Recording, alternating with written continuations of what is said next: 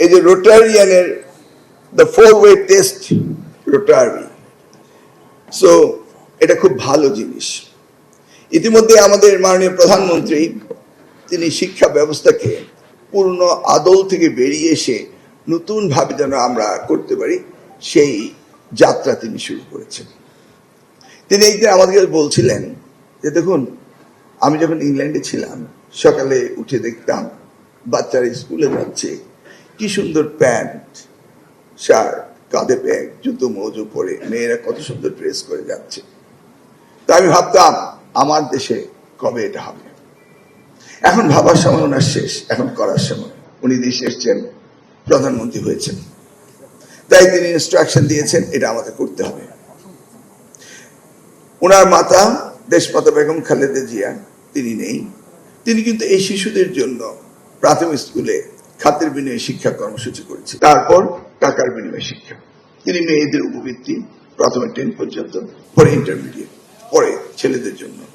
আবার বলেছিলেন যে যদি আবার দায়িত্ব পাই তাহলে ডিগ্রি পর্যন্ত মেয়েদেরকে উপবৃত্তির ব্যবস্থা করব।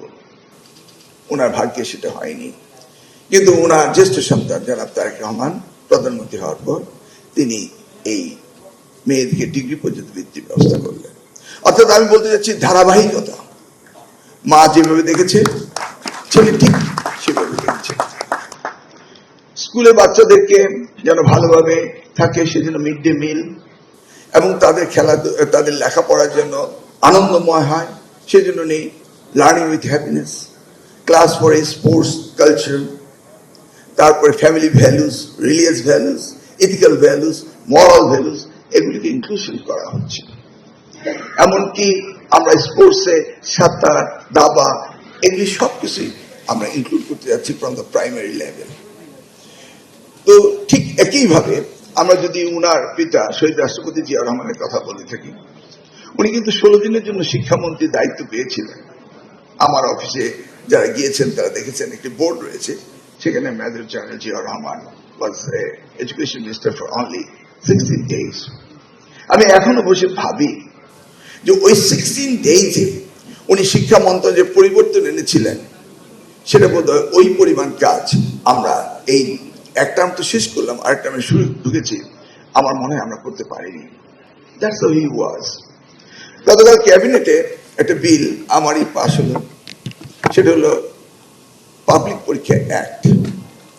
1980-তে উনি এই পাবলিক পরীক্ষা অ্যাক্ট করেছিলেন। কত সুন্দর রুল ওই সময়, চিন্তা করতে পারেন। আজকে এসে আমি কি এটা চেঞ্জ করলাম, জাস্ট এটা ডিজিটাল ট্রান্সফরমেশন হয়েছে। ডিজিটাল কোনো সাজার ব্যবস্থা নেই, যদি কেউ ডিজিটালি নকল করে এটা সাজার ব্যবস্থা নেই, আমরা শুধু সেটাকে ইনক্লুড করলাম। তাহলে দেখেন ওনার ভিশনারি যে আইকিউ ছিল, যে দৃষ্টি নিয়ে উনি কাজ করেছেন, ইটস আনবিলিভেবল।